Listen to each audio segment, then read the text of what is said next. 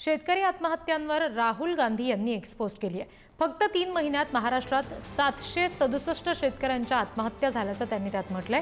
सरकार शांत आहे, निष्ठुरपणे बघत आहे, असंही राहुल गांधी यांनी आपल्या पोस्टमध्ये म्हटलंय। बघूयात एक्सपोस्ट काय आहे राहुल गांधींची।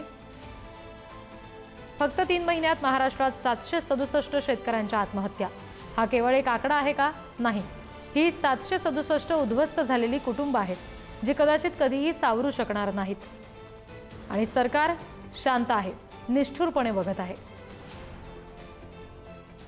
शेतकरी दररोज कर्जाचा भार दिवसेंदिवस वाढत चाललाय। बियाणं महाग, खतं महाग, डिझेल महाग, पण MSP कोणतीही हमी नाही।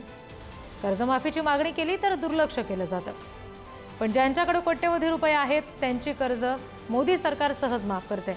अनिल अंबानींचं 48,000 कोटी रुपयांचं SBI फसवणूक प्रकरण समोर आले। मोदीजी म्हणाले होते शेतकऱ्यांचं उत्पन्न दुप्पट करू।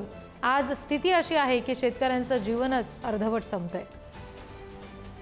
ही व्यवस्था शेतकऱ्यांचा जीव घेत आहे आणि मोदीजी स्वतःच्या PRचा तमाशा बघत आहेत।